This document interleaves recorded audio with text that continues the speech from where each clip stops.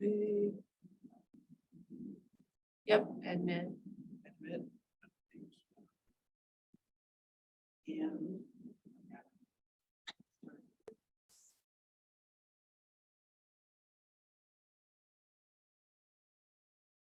Is Jim Richards gonna be here tonight? I thought he was gonna be here.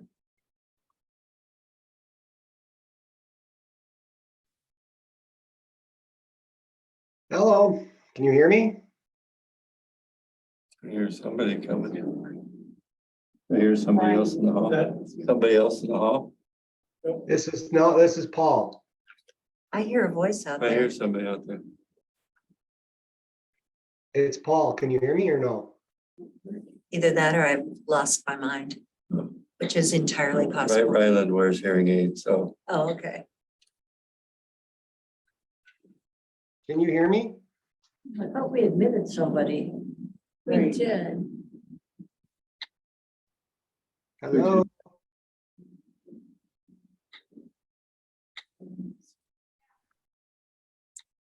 Would it be from the people, the icon at the bottom that's next to the Zoom icon? On Which the one? right, second from the right, on the bottom, in the middle. but yeah. And I hear, oh, Paul's Oh, there. yeah, Paul's here. Paul's there. Is there? Yeah. Oh. Yep, in the chat. why can't Go I back see? to the PC. Go to participants. So you're in the chat. Okay. Oh, I can hear you. Okay. You can hear? Do you see the participants where it says two? Okay, go over to the participants. Go over to participants. You know how to. Yeah, you want to sit here. If you go to the screen that you had the computer options, you probably have muted and need to unmute. So, It's Zoom. oh, there's a mute. Yeah, there's That's Paul. for our mics here. Oh, Yes, we think you're muted too. So go to click on the participants. Camera maybe up No, there? click on participants Yeah. there. It'll give us a list. Do you see where it's the Right. M up there? oh, that's you. Nope, we're muted. Somebody there. That's Paul. That's Paul. There's Paul right there, yeah. And no, you're not muted. Oh, you can take the, so we can see him. Oh, See, We can ask to start video, but that's about it. yeah, it's recording. how about invite? So nobody is muted right now. Everybody that's been admitted is not muted. Yeah, okay, so you can't hear me and I'm not. Is it our speakers up maybe? No, he just took his mute off. Okay, he's trying to talk. Oh, Can you not hear me? There we there. go. Hey, thank you.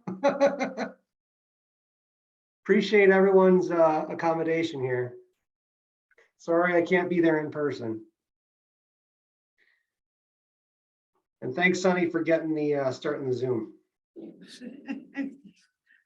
It's a. All right. club here. All right, well, let's get started since we got everybody here.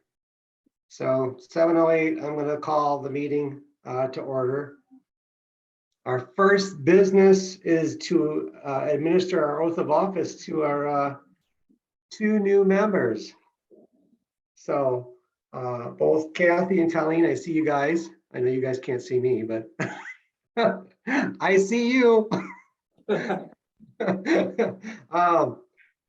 Basically, I just need you each independently to say your name and that you will faithfully discharge the duties of the office of planning and zoning. I, Colleen Fried, will faithfully discharge the duties of the Office of Planning and Zoning Committee, something like that. Perfect. Kathy, I, Kathy Brant Rucker, will faithfully discharge the duties of the Office of Planning and Zoning. perfect. Well, thank you both. You now hereby are officially sworn in and are now Planning and Zoning Committee members. Your official appointment, as you know, will go through 12/31 of 2024. I need you to each sign one of these and give it back to me, and then those are your copies. Please.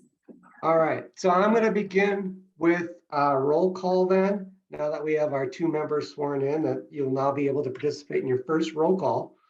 So I'll start since I'm virtual. Paul Janetto, Chair. And then Wendy will go over by you. Wendy Phillips, Jim Phillips, Kathy Brandt Rucker. Colleen Fried. Beautiful.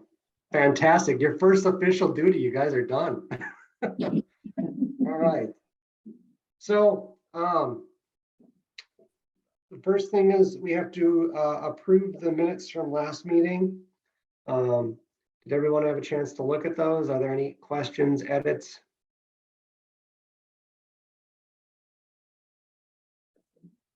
If not, is there a motion to approve them?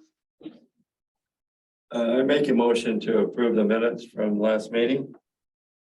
Is there a second? I'll second. Was that you, Colleen? That was me. That's what I thought. All right, sorry, it's weird not being there. All right, any further discussion on the minutes? If not, all those in favor say aye. aye. Aye. Any opposed? All right, perfect. For our agenda tonight, we have 3 things on it. Discussing and drafting essentially our RFP for the getting basically more information about the minimum lot requirements. Just give a sort of discussion about our budget. City council has to vote on it anyways.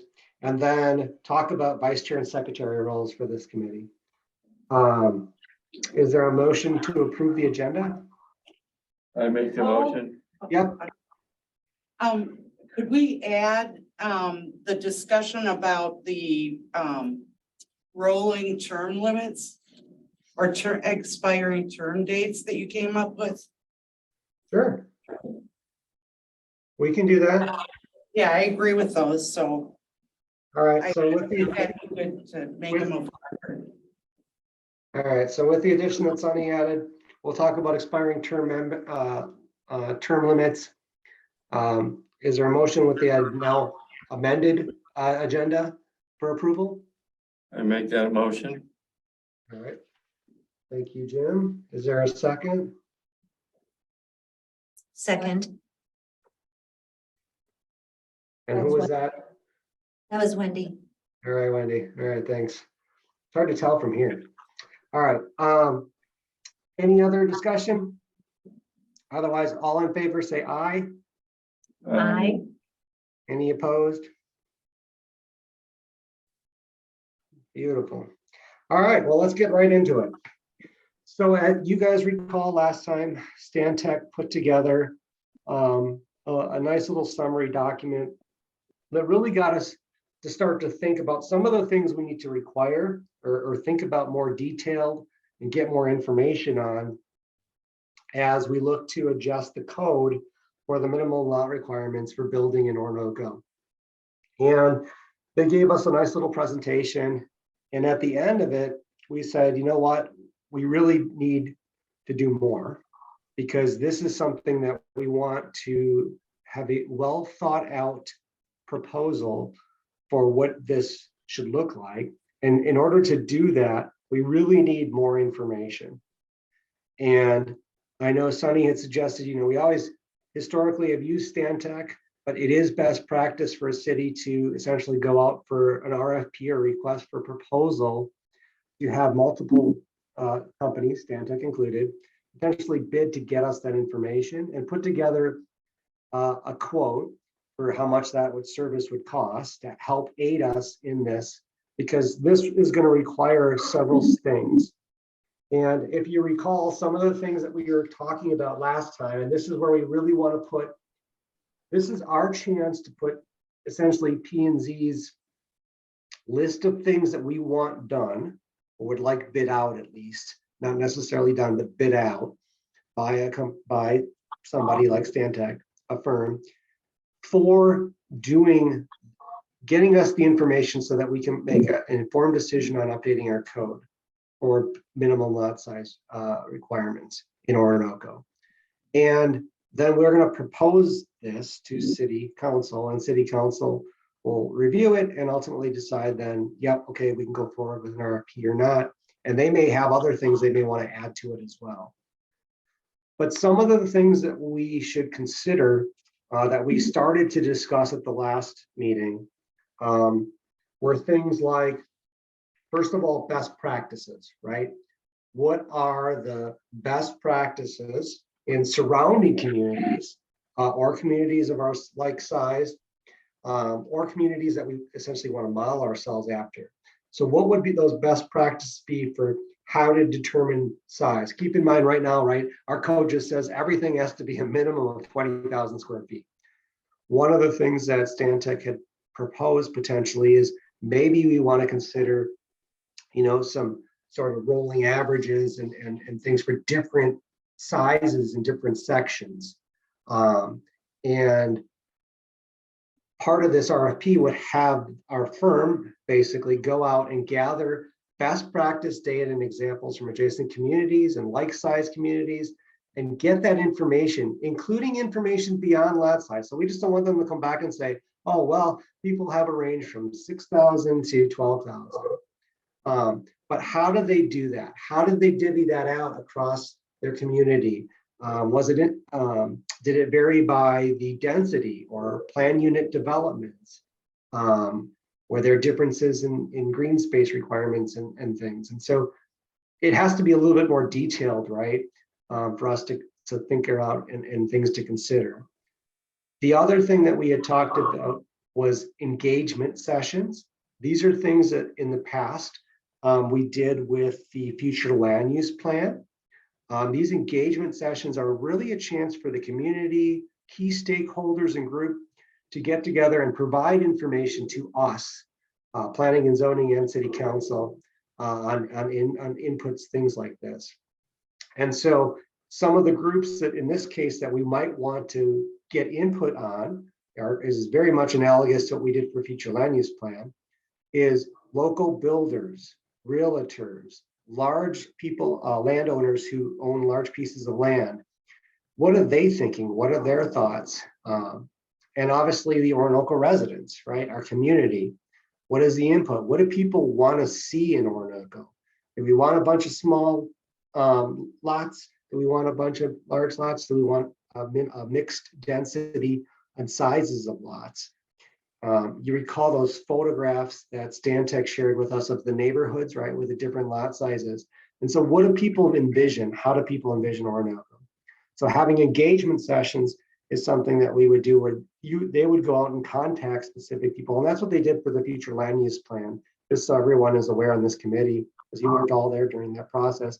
We did contact all the large landowners, local builders and realtors, and we had a special session just with them and got their input on what type of developments and things they were looking to do in the future, especially with sewer coming in, right? We know sewer is going to accelerate the development interest in our growth in our community. And with that, the sizes of lots and the density of developments is something that I guarantee you, all of those groups of people have thoughts on, right? And it's always good to capture that, as well as the people who already live here, right?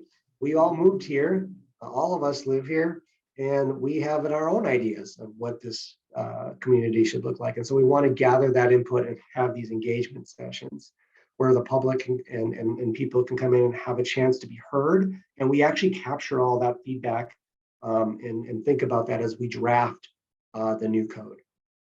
The other thing that we may want to consider or get information on is the impact of the minimum lot size also has things that we have to think about. How does that fit in with the future city sewer and the impact of the lot sizes on things like, SAC and WAC charges and things like that, and capacity, what can we accommodate and as well.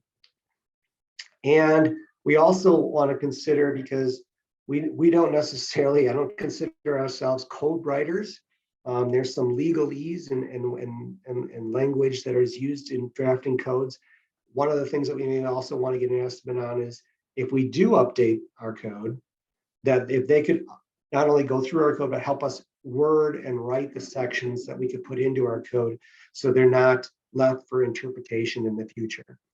So having very clear and concise, specific language in the code helps us, right, in the future when we have to interpret things or builders and developers. So those were some of the things we talked about, but really what I want to gather from you all is what would you like this RFP to include? And are there things that we mentioned or other things we haven't thought of that we should put into this RFP?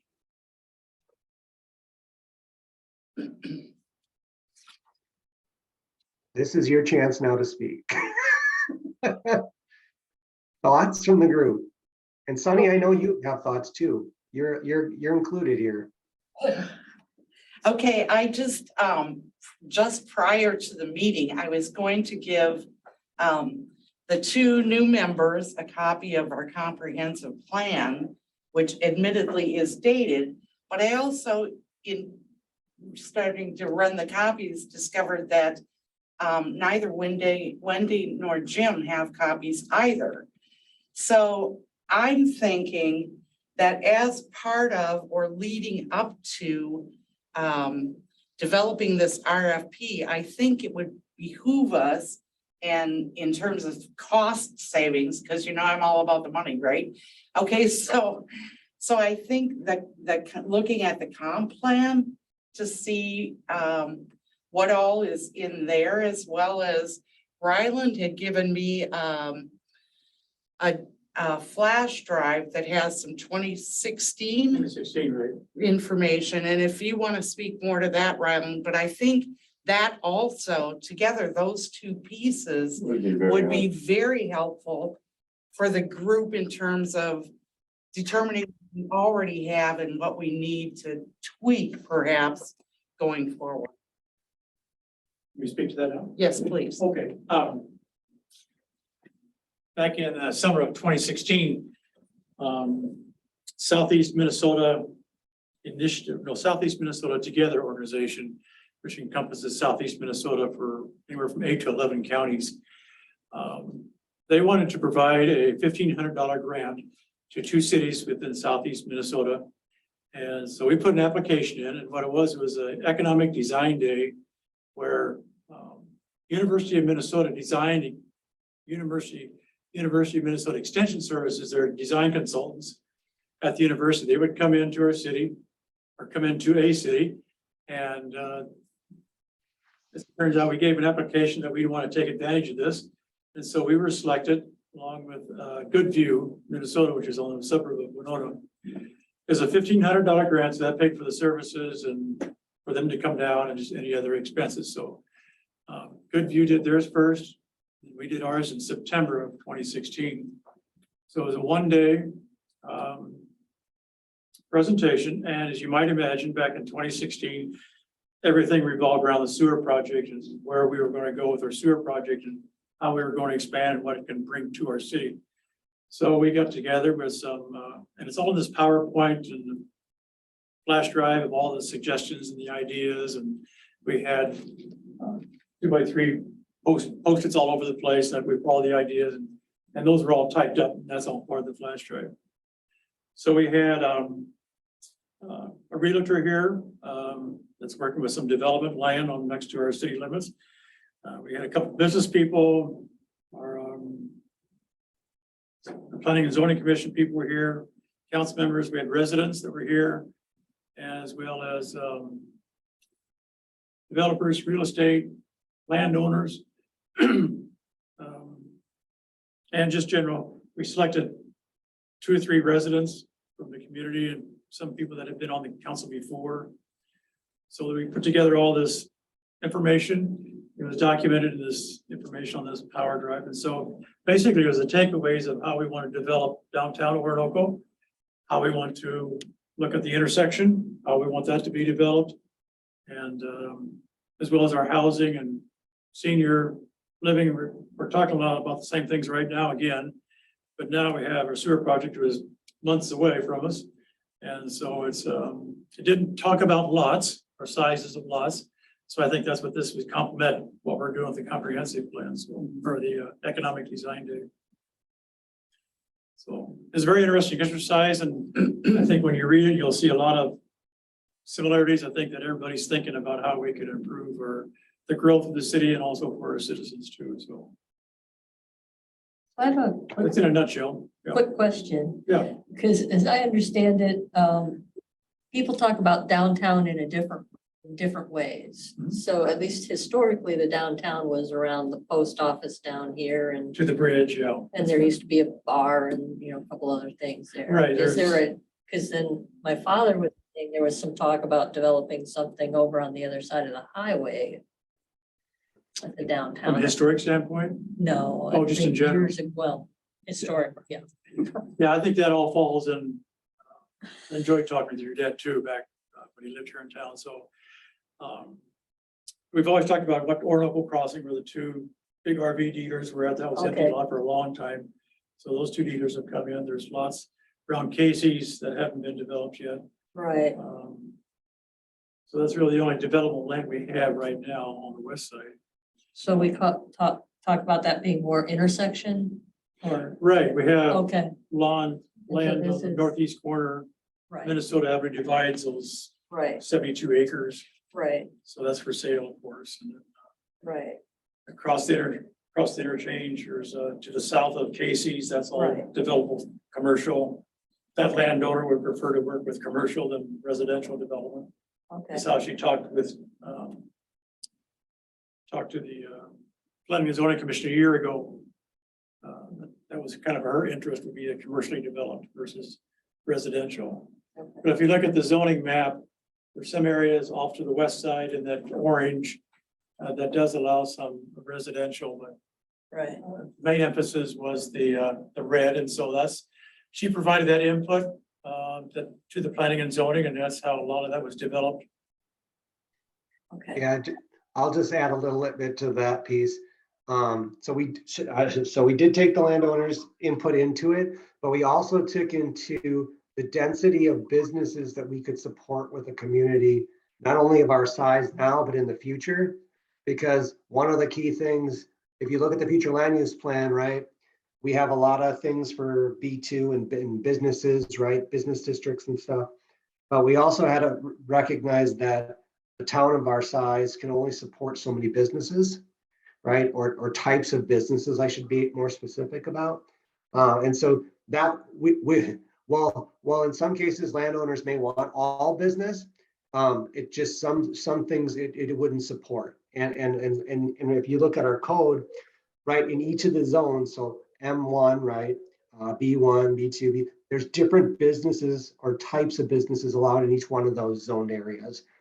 And so we took into account when Stantec helped us put that future land use plan together, is taking into account all the landowners' wishes, the community's wishes, but also looking at economically what communities of these sizes can afford or put in. So we tried not to put too much of one thing that we'll never ever be able to support. If that makes sense. Yet. I'm gonna Yeah. say, but that's how I think in terms of, you can't support it yet, but I think this process is very important. And I again want to emphasize that the work that this commission does is so important to any community that they serve. I just can't thank you enough for your service, seriously. And I think what you'll find if we look at these other two documents too, is that there is a trend in this consistent thinking about where we're going and what we want to happen. And this changing the lot size certainly makes sense, and doing it strategically in the areas that we identify is going to be helpful too. But I think, Paul, and tell me if you disagree, but I'm just thinking that we have already taken the time and effort and resources to, in some ways, engage the same kind of people that we want to engage again. But let's make sure we understand what they were saying before. And then, I mean, 2006, 2016, and now, you know, this planning process is coming closer and closer together, and it's all going to weave together nicely in time for us to be online with both septic or sewer system and the water expansions as well. No, Sonny, I 100% agree with you. So if anything, you can ask my wife, she'll tell you I'm cheap. I don't want to waste money, okay? I don't want to duplicate efforts or duplicate things that we have in the past. So I firmly believe that we should take into account, so the information that Ryland has on the flash drive from the 2016 summer with the Southeast Minnesota Together organization, the committee should take a chance to review and look at that. And so I think one of the action items that I'd like to see from this meeting is that we disseminate that information to the full committee and give us time to look at it. I would never expect us to meet on a night and in 30 minutes, look at this and make a decision. And remember the two key things. One, we have time, right? It's not like we have to have lot sizes updated next month.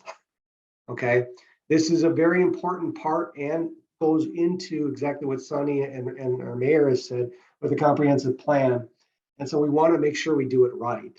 And so it's more important that we do our due diligence, review the past, so the 2016 information and data on the flash drive, as well as making sure everyone has plans of the comprehensive plan. The other thing, Sonny, that I would ask that you disseminate to the group, because a lot of these people were not on the future land use plan, is Stantec had a PowerPoint for that we shared at the community engagement session, and it actually went over some of the things and captured some of that final product based on some other financial studies on top that they did on top of the 2016 one that Ryland just gave you. I think that would also be something we'd want to disseminate to the committee after this meeting, so that we have a month to review it and we could just meet and discuss and go over highlights and themes at the next month's meeting. But it does all, I don't know if you want to say jive. I can't speak to the 2016 stuff because I don't know what's on that. But I obviously was there for the comprehensive plan and stuff. And so what that and the landowners and the things that we heard all kind of does jive with some of the information even that was presented last time by Stantec. So it's not like we're going out in left field and creating something new. We're not recreating something. Yeah, it actually does follow a theme or a pattern. And so ultimately we may not need everything. I still firmly believe that we would want an updated community engagement because a lot of new people moved here. And I always feel you should have a current input and not just say, well, I talked to you back in 2016, so that's good enough. I'm always a firm believer of including our residents and citizens updated and getting any new input and views as more people have moved and our community has grown. Does that sound something like the rest of the committee would appreciate that sort of approach? I would I like to agree. see all that information. Yeah. Absolutely. I also got a couple other thoughts. Things have changed a little bit since 2016, even with what community expectations are. So one of the things I'd like to see come out of the RFP is here's our list of what we'd like them to do, but I'd also like them to say, here are top 5 things that any community going through this type of explosion of growth should make sure you're considering. And I'd also like, if they know of any examples where communities forgot to do something, and then here's what happened. So if we have any of those case studies that we can learn from, so it's not us making those Right. errors, let's learn from them. Let's Absolutely. do something there. whether they went through and zoned everything and did this, but forgot to put a location for future city hall, or, you know, whatever it might be, that we've got land on this side of the highway that we own as a community, but nothing on the other side. So suddenly people on the west side of the highway have much higher insurance rates for homeownership insurance than we do on the other side, just because of locations of supports from fire hall, or whether it's first responders, or, you know, that factors into what hits an homeownership and their homeowner cost. So I mean, those are some of the things I'd like to make sure we're cheap as well, and if we can have homeownership insurance, the homeowner insurance, something that we want to think about and consider, that those numbers do count. When people look to move to a community, well, if you live there, you're gonna have much higher homeowner rate for your insurance. So it's just something I think about with the explosion of growth, learning from the people who have gone through this. The other thing I think about though is 2016, some of the things we might have thought about back then that we want to plan for future city growth by 2050. Things that we may not have considered that I think about now would be, do we have, you know, some large lots someplace where we can have the bookmobile come in? If we don't want to build an entire city library someday in 10, 15, 20 years, if we want to make sure we've got parking space that can be used for the bookmobile to pull in, and maybe have them come twice a week or on a schedule, so that they can, maybe if we have some senior housing someplace, it's close, accessible, or that same lot could be used if the city owned it, or maybe food trucks coming in once a week. 6 years ago, that wasn't necessarily something people thought about. So we may not have immediately growth of restaurants showing up. We've got it zoned, but having something like that could actually bring in some activity to the area ahead of the other growth, and give people who reasons to move into the community as well. So just different things like that. So safety, parking, just having that space that the city would own and could do stuff like that with. Oh, great. Those are all great. To, I'm writing as you speak. Well, and I'm thinking that it's really smart to be looking at other cities that are in similar positions, and what are the pitfalls that they've run up against? Because I'll tell you what, anytime that we can learn from other people's mistakes, those are parts of our budget that are not being spent, Yes. you know, to undo something and redo it, or those are gonna be absolutely key. And so I want to know what those top issues are that all of these companies out there that want to answer our RFP think we should be considering. And, you know, of those ideas, let's make sure our RFP is addressing at least, you know, X number of those. And when they're helping us draft, if they want to help us draft our ordinance, great. But, you know, they can draft the language. We still need to figure out what we're putting in there for numbers. If they say you should have an ordinance that should cover this type of situation, great. We'll look at what they have, but we still need to be in control of a lot of that process.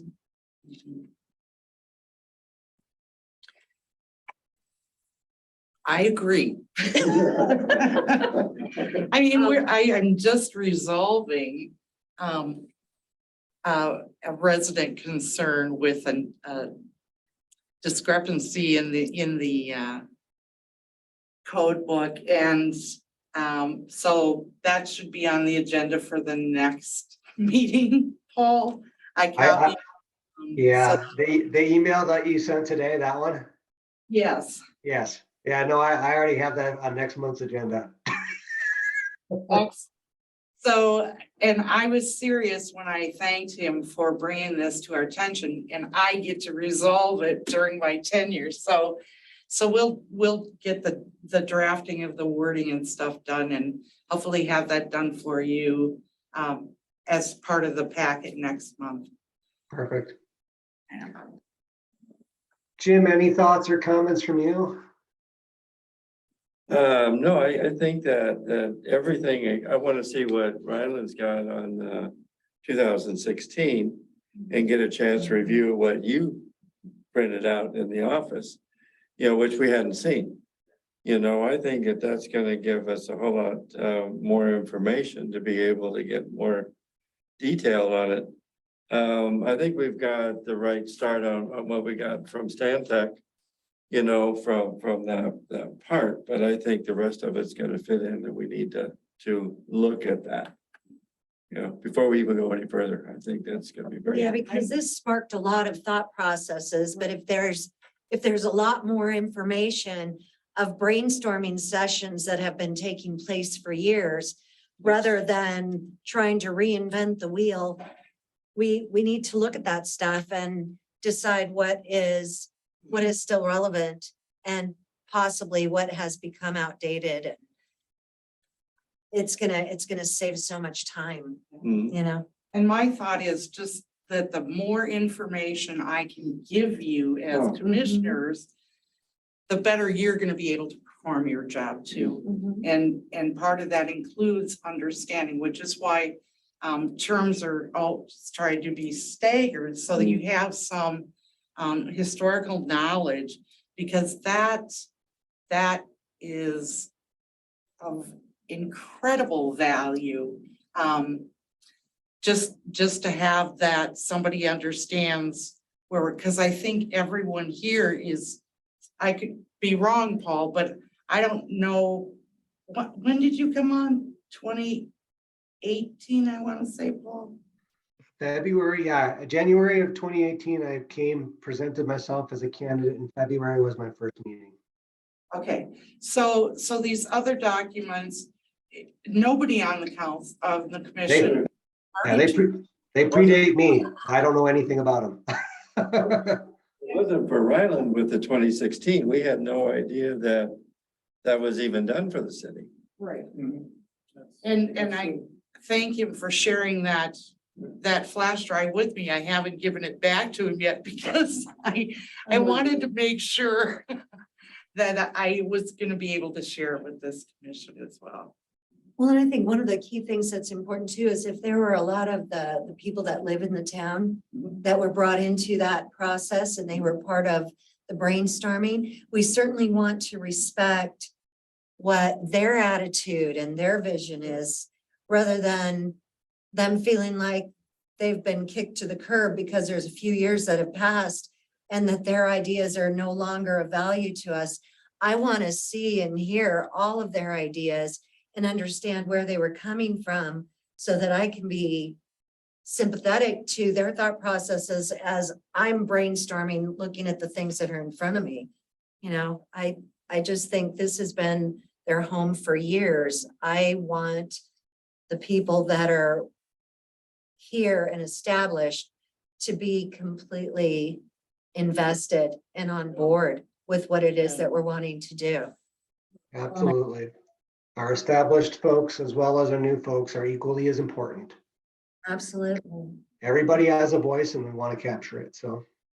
All right, so on this first topic then, we're gonna end up having homework. You guys, we're gonna have a homework assignment. Sunny will distribute this, yeah? Yeah, I will do. Colleen was gonna say something as well. Sure.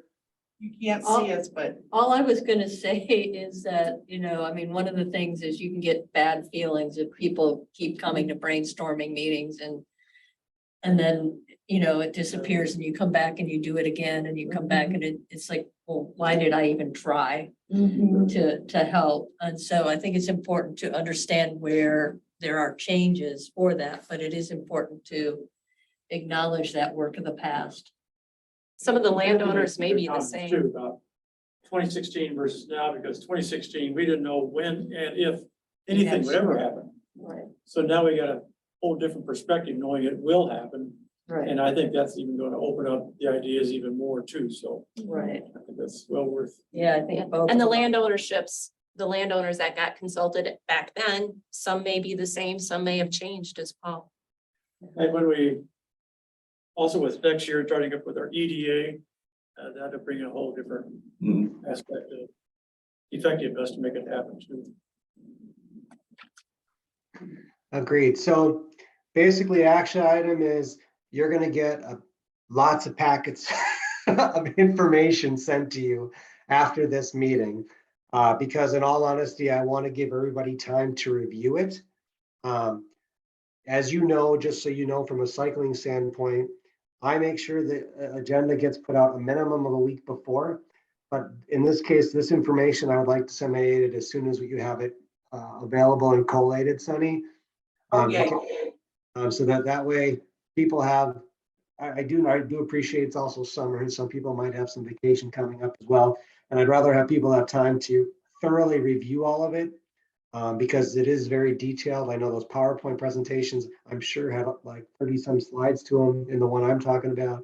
And if you add this stuff from Ryland and the other stuff, there's a lot of stuff to go through and I want people to have time to do it. In advance, next month's meeting. Absolutely. Yeah, no, I understand.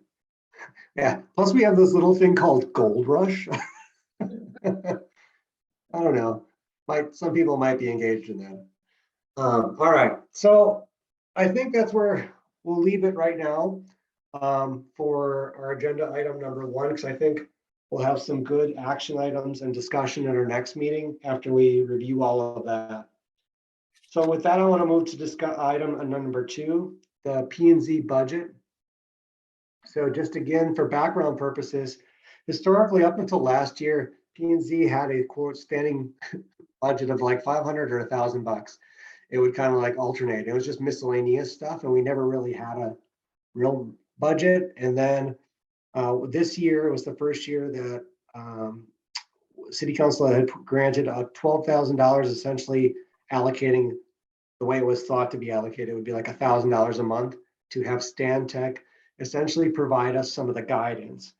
And I know our new members haven't seen it yet, but when we had last month's meeting, for example, and the Wagnesses and the others come forward with their applications, what happened behind the scenes that you don't see is Stantec would get that, and Renee would typically forward that to them once the applications were there, and Stantec would give an opinion. So they would look at it, look at our code, and when somebody came for a variance or something that could be somewhat controversial, because variances, quite frankly, to be honest with you, from a planning and zoning perspective, can be somewhat subjective on certain parts when you have to say, well, is this to be due to the landowner or is this a naturally occurring thing? On why they need to have a 12-foot door versus a 10-foot, certain things like that. And so Stantec would do some review and provide us with their opinions and then some, I would say, the verbiage for not only the resolutions, but the motions that we have to make. And that would facilitate both planning and zoning, but it also helps City Council because they then have to do formal resolutions and stuff when they approve or deny the request ultimately. And so having that service, I know Wendy and Jim, you guys have seen it, and Sunny has seen it, and I've seen it. I can tell you is very valuable. It's very nice to have an outside sort of expert opinion, if you want to call it that, on that. And so that's been a very useful piece to this. And as we get complicated or things brought forward, we have essentially a resource now to go through. Up until that, I can tell you, we would look to each other and say, okay, well, what do you think? Or how do you interpret that? And like, for example, the item that Sunny alluded to for next month's agenda item, how you interpret some of the codes is subjective to different people, right? Different points of views. And so one person might take it one way, one person might take it another. And so while we try to draft our codes so that there's no, it's black and white, there's always some things in there. And so it's nice to have that opinion. Jim or Wendy, I don't know if you want to comment, or Sunny, even your comment on the information we get from Stantec on. I think Sunny sees more than what I do, but I'm just looking at what was done, so I've seen so far this past year. And if we're looking at changing, zoning and everything else that's associated along with the codes that go along with it, we're gonna need even more than what we had this last year at the $12,000 going in. So I'm even looking at saying something like $18,000 to present to City Council for what's going to be needed for next year for us to move ahead for the planning and zoning. And I can tell you that, when I was talking with, Joe Palin about it, he said that $12,000 is pretty much gone. Oh, no, Spent. yeah. And the other thing is that you find this with, primarily engineers and planners. Their invoices, they finish the month and it takes them almost a month to get you another bill or to get the bill out for that. So by the time you're actually considering the work that was done, it's like almost 60 days old. And then, and then you've got to pay it. So that's one frustration I have is that those always seem to drag so far behind. But it's industry wide, so I can't say that's a Stanek thing. I mean, that's just the way it is. But it does make really, planning your budget. If you plan $12,000 for the year and say it was used up by the end of May, that doesn't leave you, any cushion at all in terms of what you want to do. And perhaps too, that is why I'm suggesting that we take a look at these other documents that we've already had prepared for us. Yeah, because we don't want to pay twice to have the same information presented to us. Just by a different firm, right? Exactly. What's your thoughts, Paul? So Sonny, I have a question for you because you have some good experience here and I have some thoughts on this. So I agree. I heard the same thing that, our $12,000 was spent. Part of me though, and this is Sonny where I'm going to look towards you to get your input on, is if we work with a company, and Stantec is one we've worked with for years, okay? They know we have $12,000. They know that equates to essentially about $1,000 a month. And there are some months we don't need them for planning and zoning. However, even if they invoice us 60 days later, because that's how their billing cycle works and they get around to it, any company that I work with would still be like, hey, by the way, I'm ranking up some hours on this variance or this request, and they should also be working with us or helping us manage that budget, right? So we stay on budget, right? Because we don't have excess money for this year. So for 2022, once that 12,000 is gone, we used our allowance that city council has granted us. Now, can we ask for more? Potentially, but really the way the budget cycle works is they budget for the year, that's what you get. When you use it up, it's gone. So Sonny, I feel like it's a dual ownership, both on us and Stantec, who are helping us and assisting us. They know what their hourly rates are. And I know they have a couple different people who are working on some of it, tag teaming it, so to speak. But, here we are halfway through the year. They should be like, well, we should have spent $6,000 of it maximum by now. Not that we have to spend it, because I'm okay if we actually don't spend it. But if we're at the point where we're really at the 12,000, but I can tell you, Phil hasn't said anything to me directly. It was Joe that mentioned it to you, right? So I actually feel it's part ownership on them to be like, because we don't see real-time invoices or costs, and it's not like they quote us ahead of time to say, oh, I'll do this variance, it's going to be $100, we can budget it. But I think it should be a team effort, to manage that so that we use it and have money throughout the year. So if something comes up, we still can have them input. Is that something, Sonny, in your practice that you've seen, or is that just like me being wishful? No, but here again, I'm gonna say, my understanding is that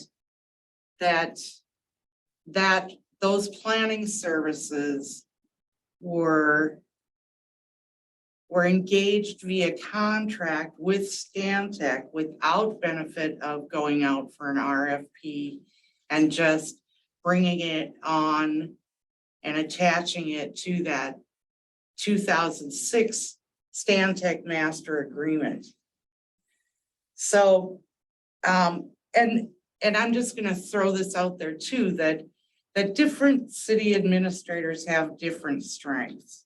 So, and one of the things that I see that I've been able to once engage here is in drafting those resolutions, drafting, because I'm a paralegal too by trade, so, or by training, and so much of what I'm able to do is do that drafting, and yeah, I am not above having my work reviewed, whether that's by the attorney or by the a planner, or I don't do much engineering, but those different professionals, I mean, that's what they do all the time. But I agree with you that from my perspective, it's real hard to manage budget if there's that kind of lag on time and you don't have the communication. One of the other things I will say too is that it's important in developing this city administrator structure for the city of Orinoco is that everything comes, not that I'm a power hungry person, but just in terms of flow, that those requests for, a legal opinion or a planning opinion, those really need to come from the city administrator, not, 3 people on a commission deciding to each contact that person, because I mean, they're not gonna say, gee, I heard from all 3 of you and I get to read 3 emails and that's ching, So part of that is controlling the communication. And I'm also hypersensitive about open meeting violations. So my preference is that you all have one vote, you're all gonna get the same information at the same time. So that everything, I just like things being equitable and fair. Because you each get one vote, but that one vote is extremely important on behalf of the representation of the city. Yeah, no, Sonny, I agree with you because in the 5 years that I've been doing this, we've had various people in different roles in the city. The city administrator is the planning and zoning commissioner. And so the planning and zoning commissioner, quite frankly, I see them, well, I chair meetings and there's a vice chair normally. It's the commissioner who is the one that's daily engaged, right? The city administrator is the one also on salary, and this is part of their full-time responsibilities. And to your point, in the past, they are not only the gatekeeper, but they do everything from when applications come in to make sure everything's there and documented and properly done before it even gets sent to the committee or even considered for being put on agenda. They can, and some of them, like you, have skills with your paralegal abilities and other things that you can draft those resolutions and things. And so I think, it's fantastic when we have that, but I think we've had some changes in the past couple of years. And so we always haven't had that.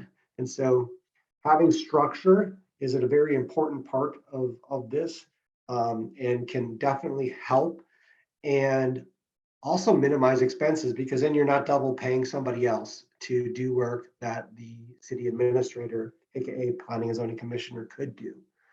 So I'm with you, Sonny, in that I like when as much as possible can go through the planning and zoning commissioner, AKA city administrator. But I also value in times where even there, having an outside expert opinion is nice. And so having those additional services, I feel can be of value, and therefore having it as part of a budget to help us, especially as in this next phase where I feel we are going to see a lot more growth in applications, right? And so having that availability to consult and get some other expert opinions can be beneficial for the city in the long run. Yes. So Paul, I have a question, and Sunny too, about this. I mean, obviously Stantec is someone or a group that we have a long-ranging contract with, but could we put out for an RFP on this 12 to 18,000?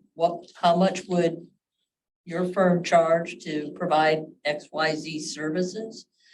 Instead of just assuming that Stantec would be our best bidder. I mean, that would be a smaller RFP than the bigger one we're considering, but if we're looking for specific services, like somebody who can help us interpret code or write code if needed, or, you know, what would be your monthly charge, and this is your fee, this is what you get paid. You know, if one issue comes up this month, if 5 issues come up this month. That's what I had written down too, is that when I've been on zoning previously, not in town here, but what we had is we did have basically a monthly monthly zoning support. And whether we had 1 or 5 different hearings, they would basically gatekeep some of that for us and give us their opinions, and we could agree or disagree, and sometimes we agreed and a few times we disagreed. But they would give us a draft finding in fact, basically, so that it made it easier to kind of go through some of these different decisions, and you weren't here for 6 hours, you were only here for 3 hours. But also, if it's a monthly zoning support versus this per decision, we can budget. We can figure out what our yearly budget is going to be. Stan Tech, I know Township had the Olmsted County Planning Department actually doing stuff for them. So whether the county still has capacity and would be open to doing something like that, I don't know, but they did it for the township, or they still do it for the township, I think. So Stan Tech might not be the only one, but maybe that's just been our go-to choice, because we haven't gone out and looked who else can do this service. And again, I'm just gonna say that I have nothing against Stantec. I just am a firm believer in the bidding process. And I agree. It's our tax dollars that Well, we're. Yeah, Absolutely, I healthy, agree. healthy competition keeps things in line, you know, it really does. I know, going back to what we're looking at on the fees being based off of 2006 is a little bit Absolutely. outdated, you know, so that's. yes, Sonny, can I ask a question? I just don't know what they are. Go ahead, Paul. Sonny, I have a question. When does city council have to make their final budget? Like finalize recommendation for what is going to be for 2023 for us? The preliminary budget has to be approved and submitted by September 30th. And between then and the end of the year, I think it's December 15th, maybe. Or could be further than, but between that time, you can still tweak as long as you're gonna bring that number down, but you cannot go up from that. Okay. Yeah, so you have to go. So, So that's So- the preliminary levy versus the final levy, which is in December. so essentially, we can give a recommendation for a number. I know Jim tossed out raising it to 18,000, but in that meantime, though, we could potentially then go out for bid for a monthly service. And let's just make up a number and say we put 30,000 in the preliminary budget, and then somebody comes back and says, well, we could do it for 20. By the end of the year, that could be updated in the final budget, is what I'm hearing. Is that correct? Correct. And then, theoretically, your levy would be adjusted as well based on those adjustments you make to your budget. Now, remember, Paul, I think you were present at the council workshop when I broached the subject of paying planning commissioners for their service.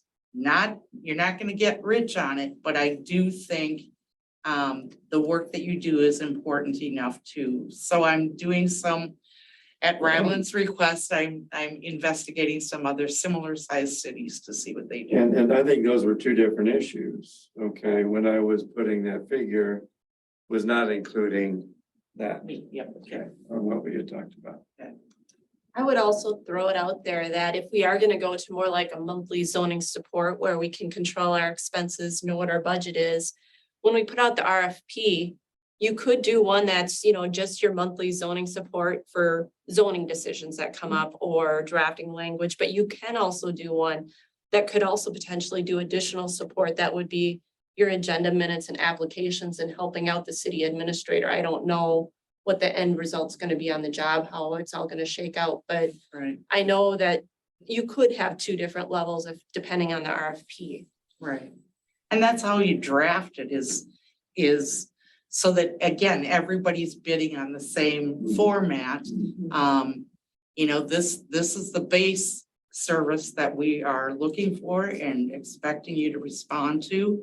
If you want to respond also to options A and B. So we would welcome do it that in too. tiers, Yeah. basically. Yeah, absolutely. I've Yeah. done some Makes RFP sense. writing and code writing before. So, yeah. All right, so Sunny, then would you recommend that for now, planning and zoning at least make a recommendation so that city council has something for their September preliminary budget, a number to put in there, and then that we can work to put out an RFP so we could actually see what and who would be available to do. Because I'm much more of a budgeter. I like known fixed monthly fees as opposed to depends on what comes in. And if it's one thing, but it's a tricky thing and you use all $12,000 on it, I'd rather have, I mean, the nice thing about it is we do have some historical numbers of how many things come in, but to be honest, going forward, that's going to be drastically different, right? As sewer comes in, you're going to see a lot more applications than we have in the past. Okay, that's without a doubt a guarantee. And But- budget has always got two sides to it, right? What you anticipate for revenues, but also the expense side of it. And to the extent you may not be able to fully control the revenue side of it, because there are some variables there. But, on the expenditure side, I agree with you, having known numbers is far easier to deal with than not knowing and then not finding out anyway for, 60 days or whatever. And that's another thing though, too, Paul, that I want to make sure that you committees are getting the financial data that you kind of need to know as well. So that, again, transparency and just giving you the information you need to be the best at your work. Make the best decisions for the city. Agreed. Always be financially driven, but it's one item, right? Mhm. Yeah.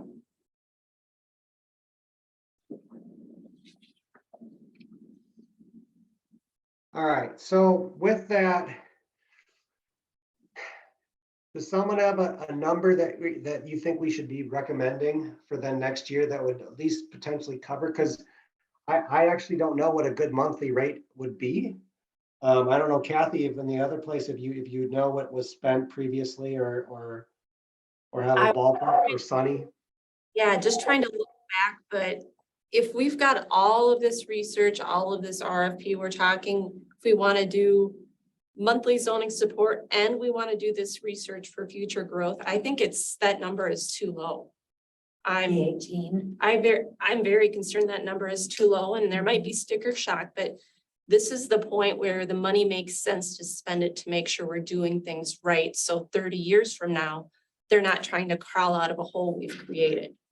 Yeah, being frugal is a good thing. Right. We absolutely want to be responsible and we want to be accountable and be able to explain this is what we did and why we did it. And this is all the information. You have access to it.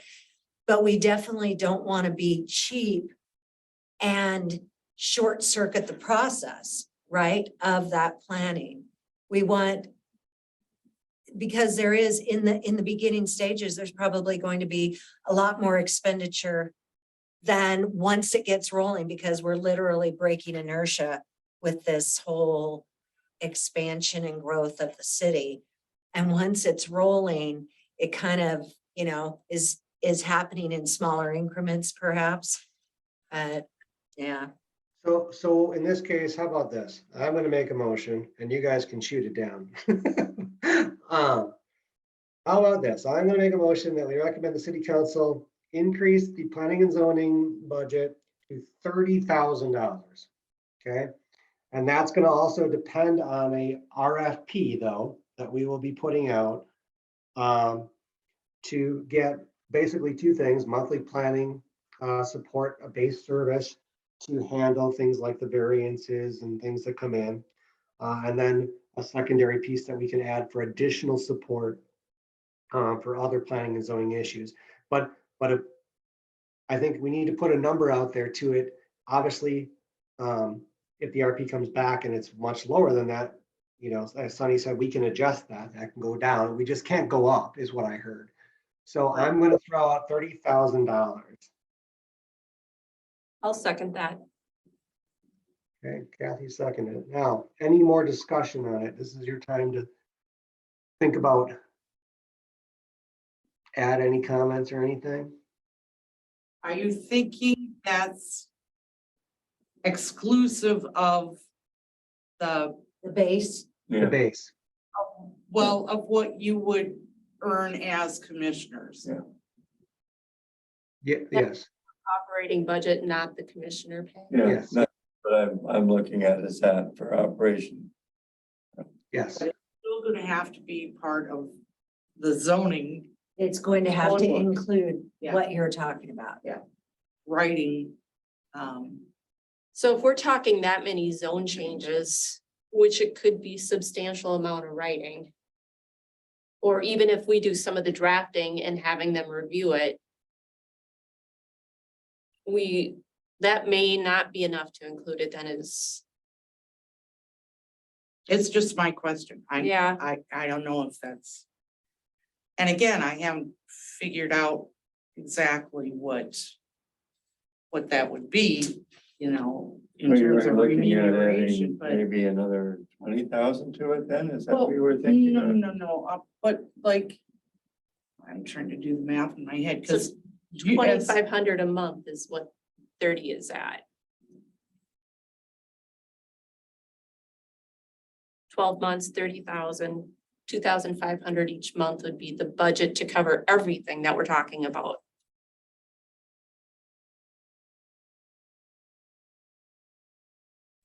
And do we know what that basic package for drafting and that kind of thing for the zoning? Do we know, have it ballpark for what that actually runs? Well, if we're basically at 12,000 and we've almost spent it all. Yeah. And we're, So we're Just past probably half. looking at something like 1,500 a month just for that, maybe? We did have the history too on that, with the 12,000, I think going years back. Ryland, do you have any of that information? What if we reversed engineered that and went, it was $12,000 that we had for the year. That money was absolutely spent by this month. We need to divide the 12,000 by that many months, and then we know approximately what those basic services are costing us for a 12-month period.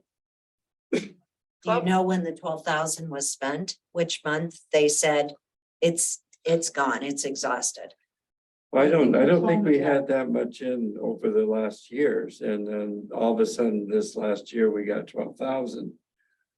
But I don't even think we had that much before, did we, Paul? well, Paul was saying 500 to or 1,000 alternating back and forth. But this year with the consulting, but we've almost spent it or nearly. That So, yeah, sounds, in years past, we typically had, it was originally 500 and then we upped it to 1,000. Just because we knew there was going to be potentially printing of some updated code books and if people wanted printouts or to attend training that the city offers, the League of Minnesota Cities offered some training. So we had put like $1,000 in there. So if people, new members especially, wanted to go for training, I did originally when I first attend one of those seminars virtually. And that's the only thing we had budgeted. We did not have formal support.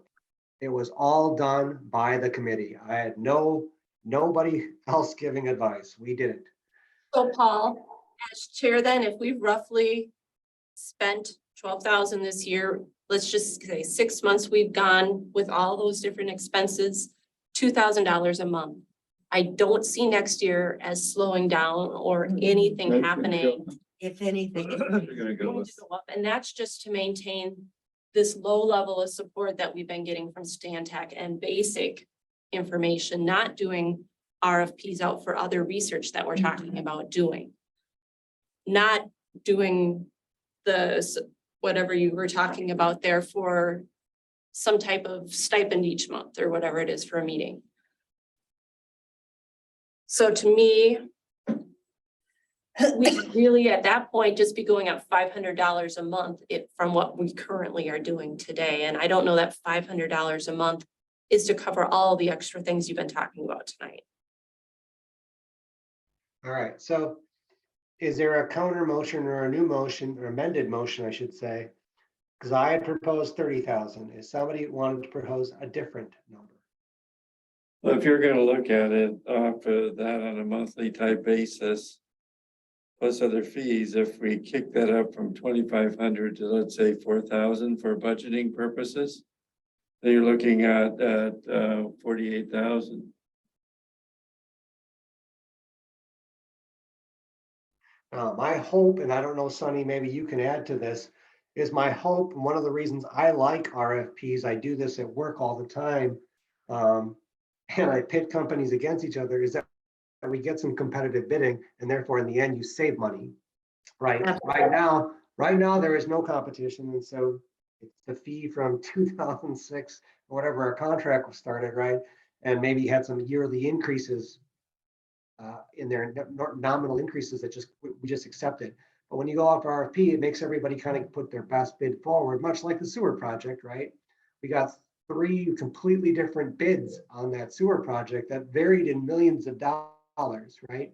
My hope is that with this RFP out, that we would get response back that would have a range, and therefore maybe we've been paying, we'll say middle of the road right now. There might be some bids that are less than that a month, and there might be bids that are more than that a month, right? So maybe we don't need to go as high as 4,000. Maybe we do. I don't know what going rates are.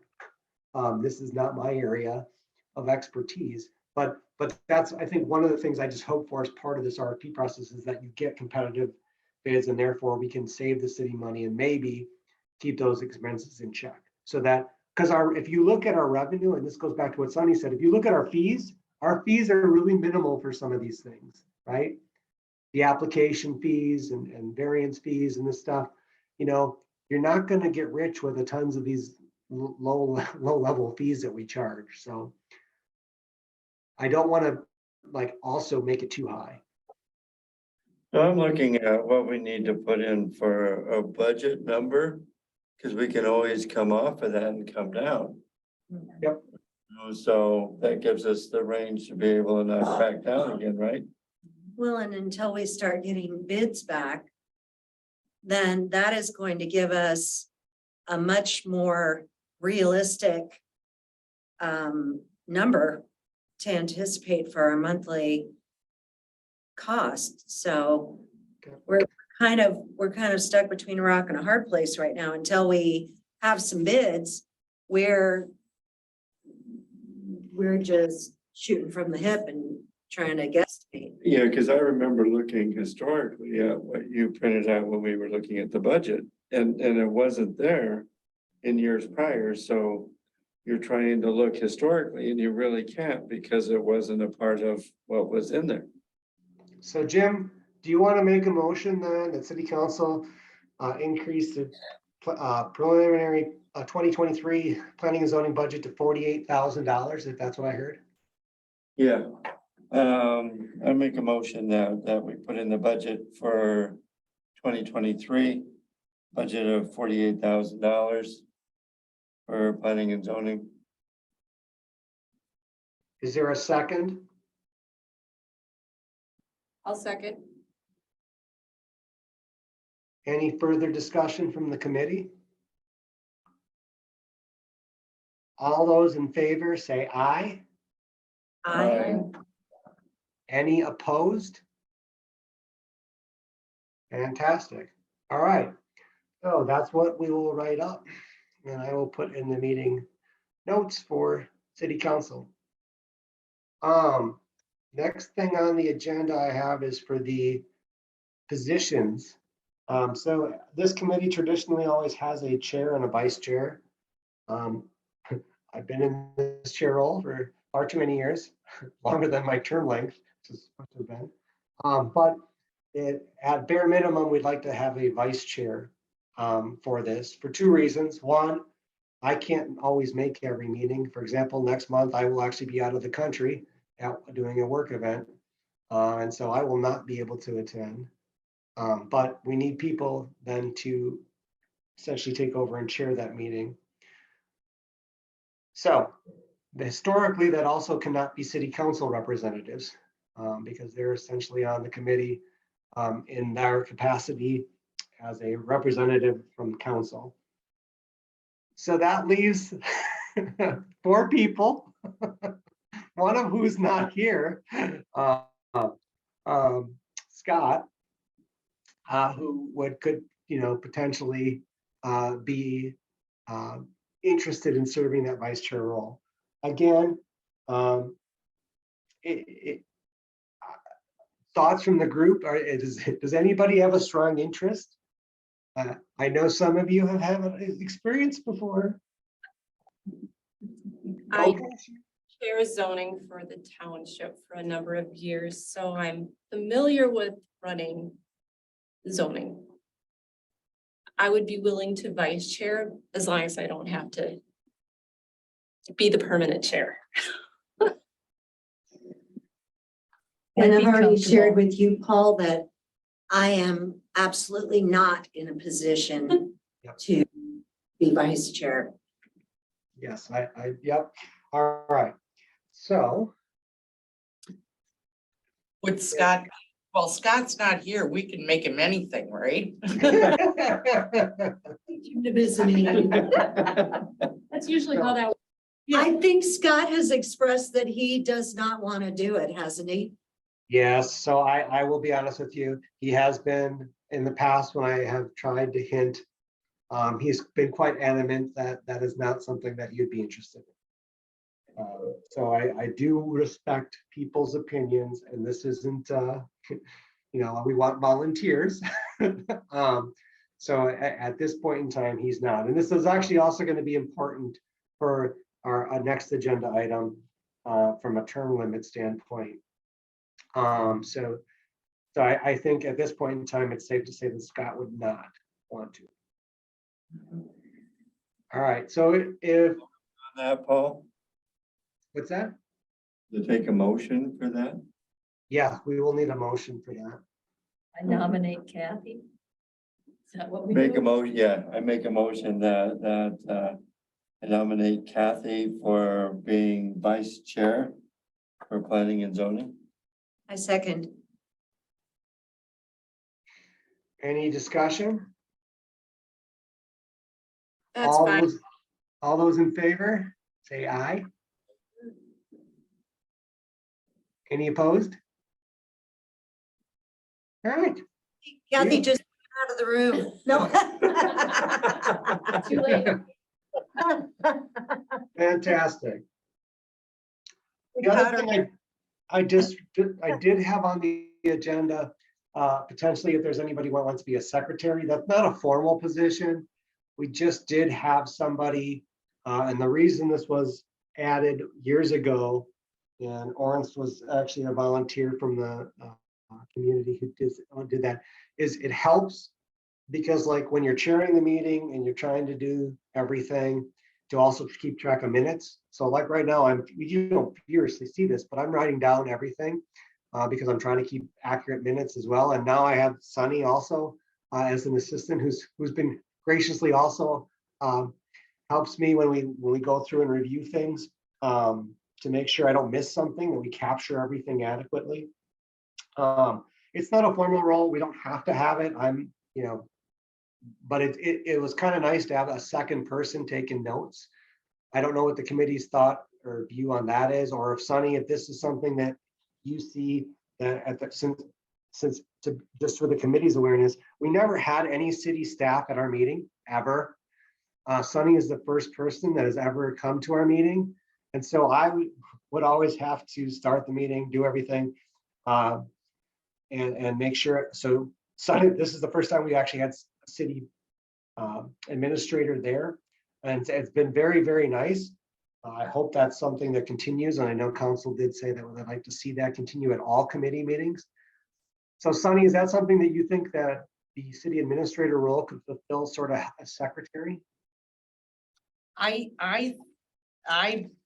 In my experience, city staff has been present to support the city committees and commissions, and also has been responsible for producing the minutes. Okay. So that's I the like that. role in the past, so that's. Yeah, all I that's know. one of the many things we love about Sunny. She's got a good background on everything that should be done. Okay, well, if All right. that's, is there a motion that we need to have a city clerk that there is at planning and zoning? Well, Or should we just kind of wait and see how that works and see as it comes along with the new replacement, or? I just am stunned that as a city, you have overrepresentation by council members on your committees, but no staff involvement. That kind of is. Can we leave that up for So- discussion for next time, Paul? So I don't think we need a motion or anything for this. I think, in this case, I think it's fantastic. And I think as we fill out our city administration and staffing roles, and I think this can be something that council will discuss and set up as, sort of alignment of duties, if you want to call it. So that it's not an ask, but rather an expectation of the job. I think what I hear from Sunny is that's traditionally what has or does occur at other places. And so I think we're fine. We don't need any motion. And it's for now, between Sunny and I, we'll capture all the minutes. And I send her right after this meeting, I type everything up and I send it to her, and she edits and adds any things if I miss it. So we'll continue that practice. Yeah, I Yeah, was good. thinking, you were stating that as long as you are here, that you are doing this with us But, as part of the staff. but with that, whoever your replacement is, we're still down one other one that we had that left. So there's two other people besides Renee that are gonna be able to work on that, to be able to pass the duties that should be able to take care of that. And part of it is just training, and this is a conversation with council that and that is on my list for filling that third Yeah, position. so I think that's, okay, very good, Paul. Next, term limits. Last thing on the agenda is that we added was expiring term. So it was funny because this came up because with our two new committee members, Renee sent an email and said, "So what's the term limit?" And I'm like, "What are you talking about term limits?" I thought this was, a death sentence. No, I'm joking. I'm like, I go, I'm not even aware of that. And then Sonny's like, no, we actually have a piece in the code that actually says it's a 3-year term. Well, as you heard earlier this meeting, I started in basically the beginning of 2018. So the end of this year is 5 years. So I'm expired. I'm like bad milk.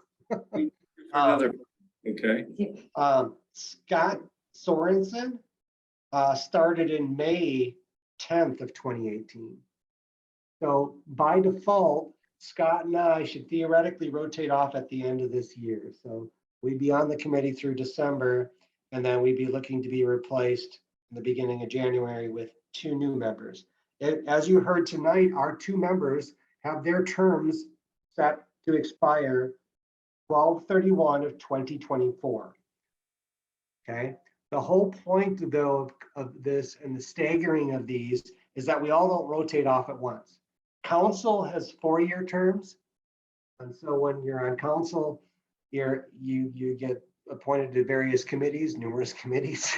And you're on it for your term, which is a 4-year longer term. So you have some continuity there, but we also don't want all the planning and zoning people rotating off at once. And so the initial thing that I was looking at, and just because of how long we've been on, is that Scott and I would essentially expire, even though we're quote expired. But it does have a caveat that you can stay until replacements are found in our code. So we're not illegal, we're just old. And so we would rotate off at the end of this year. And then Wendy, you started June 10th of 2021. I looked back to your first meeting date. And your term would then, we would have you expire the end of 2023. And then our 2 new members would expire the end of 2024. So we have this sort of staggered approach where we constantly are bringing new members on to the committee, but you don't have all 5, because remember our full committee size is 7 with 2 city council reps. You don't have all 5 people rotating off at once. There'd be a constant cycle. And that way you have some continuity there. And could people run for 2 terms? Yes, you could, but it just, we want to keep that 3-year cycle. And so we also can try to get others engaged from the community and keep input fresh as well. At where I work, we have a 7-year cycle where mandatory after 7 years, we change our leadership. And that's just to get fresh ideas, fresh input.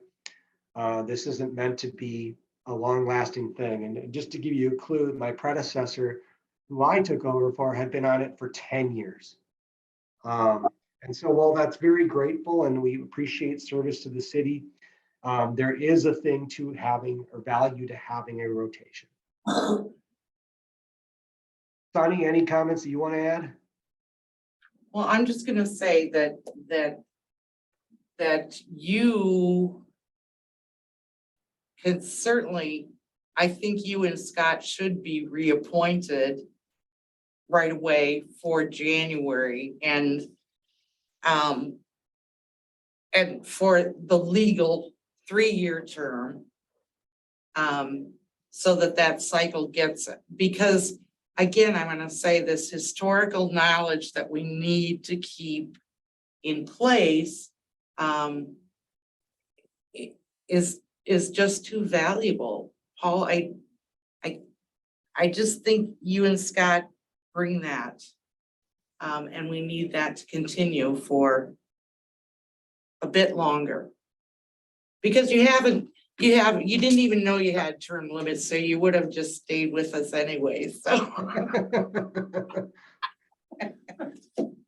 I would add, one of the things I've seen in other organizations that do have term limits is that your term limit starts not necessarily if you're just appointed or filling in a spot that had opened up, but it starts with the next appointment when you're officially starting your 3-year term. So I have seen it where it was 2 3-year terms, but somebody might end up serving 8 years because they finished out their predecessor's part. So that I've seen it work that way too.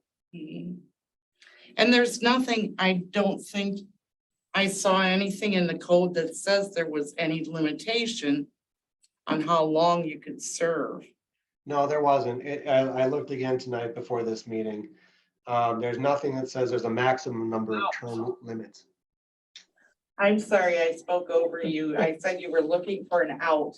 So you didn't find them either in terms of a. No, there's no max. It's just what we need to have, and this is again just to bring the bookkeeping into proper accord, is to have start and end dates for us officially.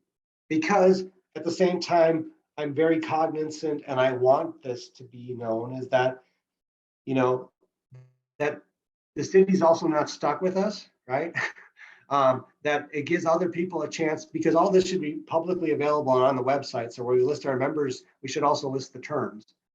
And so that when terms come up, if there are interests in the community that I want to serve on planning and zoning, and you see, oh, in December, we have 2 openings that will come out, that other people have a chance to apply for those. Because this should not be exclusive. This should not be an insider club. This should not be, you know, we want to open it and get community engagement.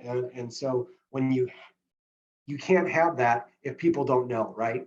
If people don't know when the terms expire. And so part of this to me is just visibility, transparency to the city and following our code and giving people set term limits. So it's out there, our names are on the website, and here's when our term expires.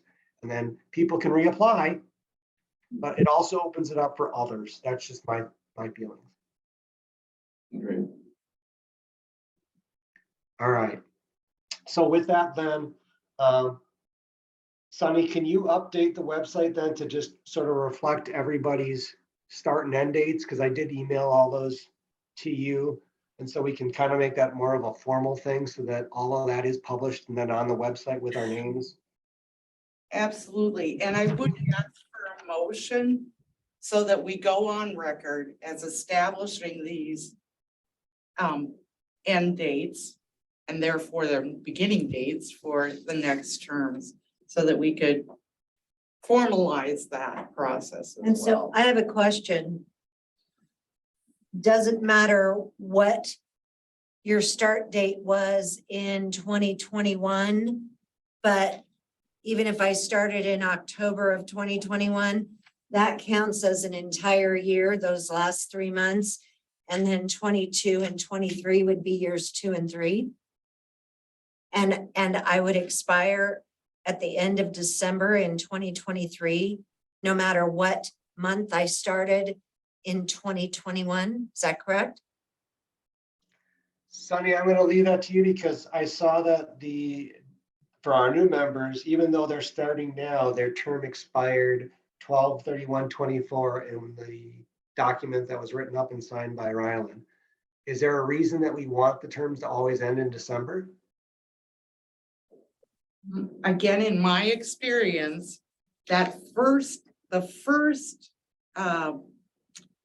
typically the first resolution for any city council to consider is the naming of their elected officials, those kind of housekeeping things that are, okay, so this is our official paper, this is our official attorney, this is our official engineer, and my experience has been that's always been a resolution.